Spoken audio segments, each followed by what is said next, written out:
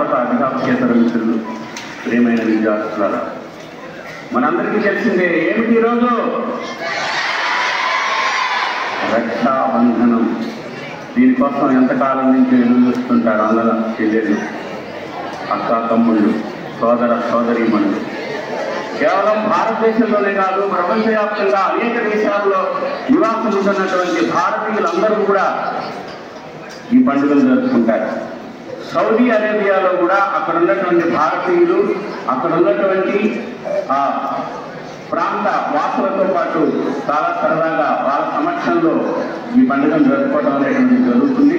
ఒక అద్భుతమైనటువంటి పండుగ ఇది. వెలకట్టలేని బంధాలను, వదులుకోలేని అనుబంధాలను గుర్తు చేసే మధుర బంధమే రక్షాబంధనం. సమస్య ఎంత జటిలమైనా, సమయమే పగపట్టినా సోదరుడున్నాడు అని తెలిపే ధైర్య బంధమే రక్షాబంధనం. ఒంటరితనం వేధిస్తున్న, కష్ట నష్టాలు జీవితాన్ని అపరాకులం చేస్తున్న సోదరి అనే ఒక తోడుని ఇచ్చే ప్రేమ బంధమే రక్షాబంధనం. కనుక మన విద్యాలయంలో మన ప్రాచార్యులు వారి అమృత ఈరోజు మనం ఈ కార్యక్రమాన్ని ప్రారంభించుకుందాం. ఈ కార్యక్రమాన్ని ఏదైనా సరే మన సాంప్రదాయంలో దీప ప్రజ్వలన, పుష్పమాలార్పణతో ప్రారంభించడం కనుక మన ప్రాచార్యుల వారిని, మిగిలినటువంటి అధ్యాపకులని అందరినీ కూడా వేదిక మీద ఆహ్వానిస్తున్నాను. దీప ప్రజ్వలనతో అందరూ కావాలి.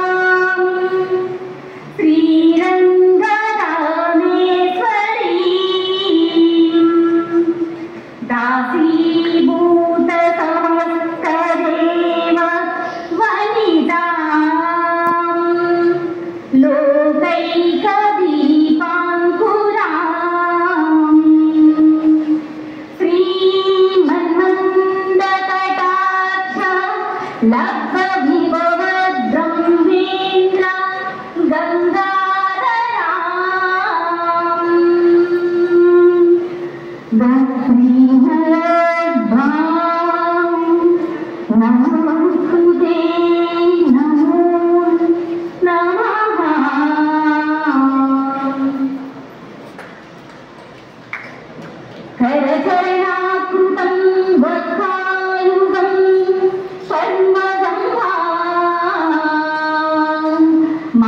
संभापराधं विदितं विदितं वा सर्वमेतच्छमस्वा माता नमोस्तुते।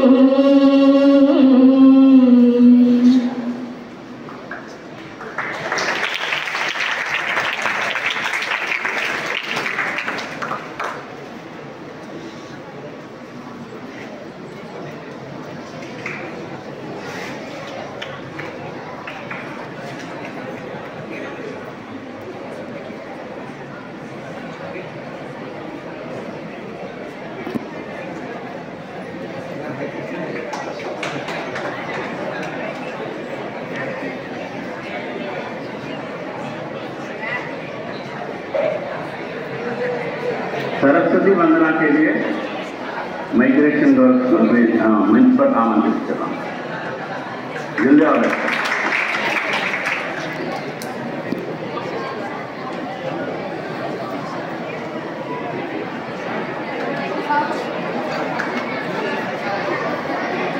बेटा दियो करेक्ट दियो।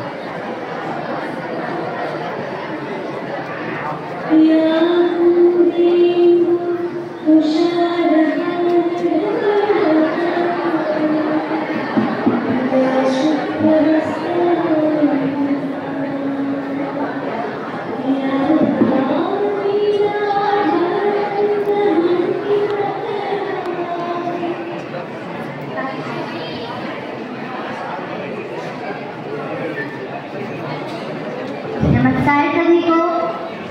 रक्षाबंधन की आप सभी को हार्दिक हार्दिक शुभकामनाएं। आज हम रक्षाबंधन के इस पर्व पर आप सभी के समक्ष सरस्वती वंदना प्रस्तुत करना चाहते हैं।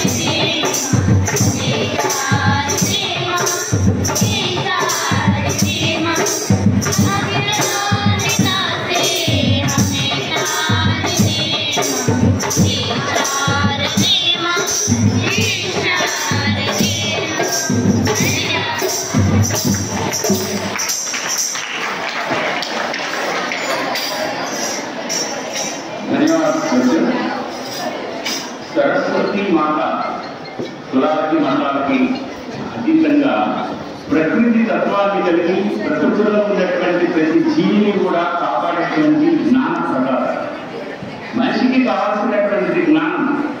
అట్లాగే మనం ఏ కార్యక్రమం చేసినా కూడా ఇక్కడ మనం జీవ ప్రజలను చేస్తాం.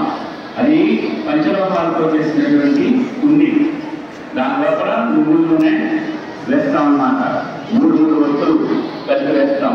అది ఎదిగినప్పుడు ఇంతమంది మనం ఒక చోట చేరినప్పుడు మనందరం వదిలేటువంటి కార్బన్ డైఆక్సైడ్ ని ఆక్సిజన్ గా మార్చేటువంటి శక్తి దాంట్లో ఉన్నది. అందుకనే మన పూర్వీకులు ఈ కార్యక్రమాన్ని మొదలుపెట్టారు.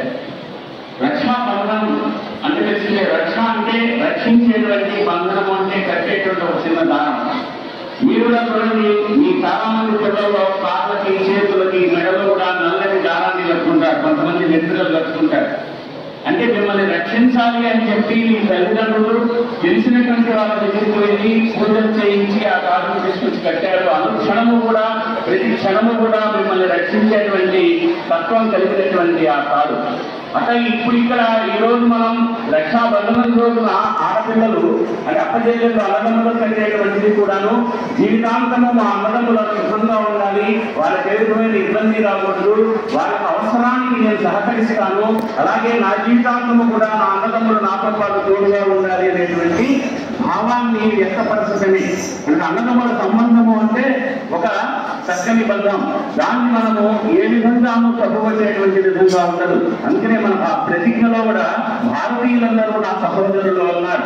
సహ ఉదరహ అంటే నాతో పాటు మా అమ్మకి పుట్టిన పిల్లలు ఎంత నాకు అవసరమో ముఖ్యమో వీళ్ళందరూ భారతీయులందరూ కూడాను భరతమాత యొక్క బిడ్డలేను, వీళ్ళందరినీ నేను సోదరభావంతో చూస్తాను అనేటువంటి అద్భుతమైన వాక్యాన్ని మీ చేత రోజు ప్రతిజ్ఞ చేయిస్తున్నారు. కనుక ఆ ప్రతిజ్ఞలో ఉన్నటువంటి భావం అది మన మనస్సు కానీ, మన కళ్ళు కానీ, మన ఆలోచనలు కానీ, మన వ్యక్తిత్వం కానీ, మన వ్యవహారం కానీ ఇతరులకు ఇబ్బంది కలిగించేటువంటి విధంగా ఉండకూడదు. ఇకపోతే రక్షాబంధనం అనేది ఎక్కడ ప్రారంభమైంది అంటే అనేక రకాలైనటువంటి చిన్న చిన్న కథలు ఉన్నాయి.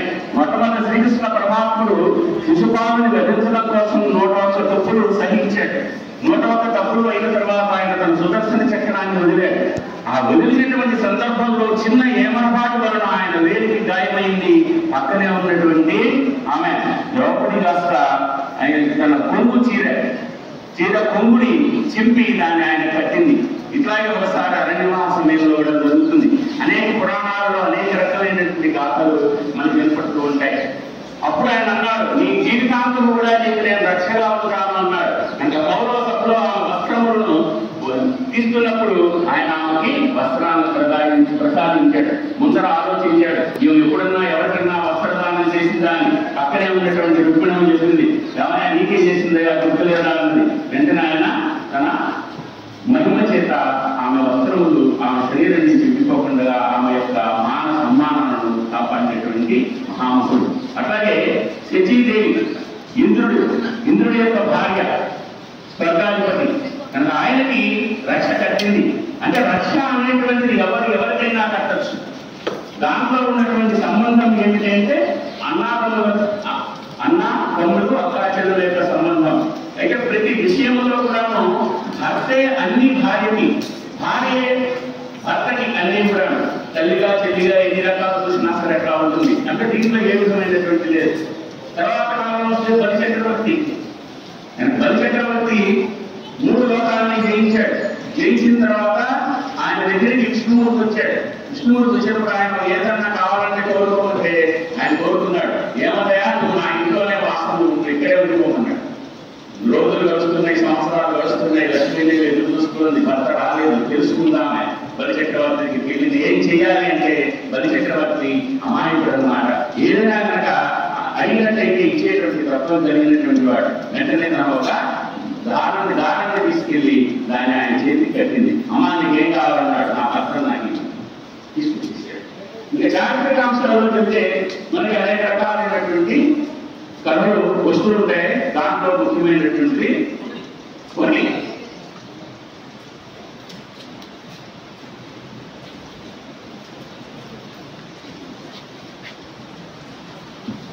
కర్ణావతి అనేటువంటి రాజస్థాన్ లో బూందీ అనేటువంటి పట్టణము, చిత్తోడ్గఢ్ అనేటువంటి పట్టణం ఇప్పటికీ ఉన్నాయి. ఆ రోజుల్లో రాజ్యాలు ఎప్పుడో 15వ శతాబ్దానికి ముందర అవన్నీ రాజ్యాలు అన్నమాట. బూందీ రాజ్యం యొక్క రాజకుమారి కర్ణావతి.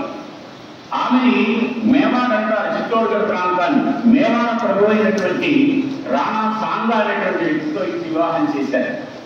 చేసిన తర్వాత ఆమెకు 2 కుమారులు కలిగారు. వాళ్ళిద్దరు కూడా చిన్నపిల్లలు. 1527 సంవత్సరంలో ఒక యుద్ధం జరిగినప్పుడు ఆ యుద్ధంలో ఆమె భర్త అయినటువంటి రాణా సాంగా మరణించాడు. మరణించిన తర్వాత చిన్నపిల్లలు అవడం వల్ల ఉత్తరాధికారంగా వాడు ఉంచి తనే రాజ్యాధికారాన్ని చేస్తూ ఉంది. చాలా అద్భుతంగా రాజ్యం చేస్తుంది. ప్రజలందరూ సుభిక్షంగా ఉన్నారు. ఇది చూసినటువంటి గుజరాత్ రాష్ట్రంలో ఉన్నటువంటి సుల్తాన్, అతను ఏం చేశాడు, బహదూర్ షా అంటారు, ఆయన ఈమె మీదకి యుద్ధానికి వచ్చాడు. ఈమె దగ్గర ఉన్నటువంటి సైన్యం తక్కువ, పైగా అబల, కనుక ఆమె చేయలేనటువంటి స్థితిలో ఉంది. అప్పుడు నేనేం చేయాలని ఆలోచించింది. ఎవరో ఆమెకు సలహా ఇచ్చారు. అప్పుడు ఉన్నటువంటి హుమయూన్ అనేటువంటి మొఘల్ చక్రవర్తి బాద్షా ఆయనకి చెప్పారు. ఆయనకు వర్తమానం పంపించింది, ఒక రక్షాబంధనం పంపించింది. ఆయన తీసుకుని ఏం కావాలి, ఇట్లా మాకు యుద్ధానికి వస్తున్నాడు బహుదూషానంగానే వెంటనే వాళ్ళని పిలవడం అనేటువంటిది, ఆమెకి ఆ సైన్యాన్ని పంపించి ఆమె రక్షించడం అనేటువంటిది జరిగిందనమాట. కనుక అట్లా తర్వాత కాలంలోనే మనందరూ కూడా చేతక్ గుర్రాన్ని కలిగినటువంటి రాణా ప్రతాప్ సింగ్ ఆమె యొక్క మన్మడు అన్నమాట. కనుక అద్భుతమైనటువంటి సందర్భాలలో అద్భుతంగా స్త్రీలు తమ యొక్క రక్షాబంధనాన్ని తమ అన్నదమ్ములుగా అనుకున్న వాళ్ళకి, భావించినటువంటి వాళ్ళకి ఇచ్చి వాళ్ళు అనేక లాభాలు పొందారు. అట్లాగే ఎప్పుడు కూడాను ఆడపడుచు అంటే అప్పజనుల యొక్క ఆశీస్సులు వాళ్ళు మనకంటే చిన్నవాళ్ళైనా కూడా తెలంగాణలో సాంప్రదాయం ఉంది. చిన్నపిల్లైనా సరే తల్లిదండ్రులు అమ్మాయికి నమస్కరిస్తారు, అమ్మాయి తల్లిదండ్రులకి నమస్కరించరు. కనుక అట్లా వాళ్ళ యొక్క ఆశీస్సులు తీసుకోవాలి అంటే శక్తి స్వరూపిణి స్త్రీ కాబట్టి చెప్పడం జరిగింది. ఇప్పుడు మనం రక్షాబంధన కార్యక్రమాన్ని జరుపుకుంటాం. ప్రతి క్లాస్ వాళ్ళని పిలవంగానే వస్తారనమాట. అబ్బాయిలందరూ వచ్చి ఇక్కడ నిల్చుంటారు, అమ్మాయిలు ఏమో అక్కడ కుర్చీలో కూర్చుని ఉంటారు. ఒకళ్ళ తర్వాత ఒకళ్ళు వాళ్ళు రక్షాబంధనం అనేటువంటిది వాళ్ళు మీకు పడుతుంటారు. అట్లాగే మీరు బొట్టు పెట్టి రక్షాబంధనం చేసుకుంటారు. అయిపోయిన అందరి క్లాస్ అంతా అయిన తర్వాతే మీరు అందరూ కలిసి వెళ్ళండి గారు. కనుక మొట్టమొదటి నేను 12th క్లాస్ పిల్లలను చూస్తున్నాను. అందరూ కూడా 5 క్లాస్ నుంచి 12th క్లాస్ అమ్మాయిలందరూ వచ్చి అక్కడ ఉన్నటువంటి కుర్చీల్లో కూర్చుని ఈ సోదరులకి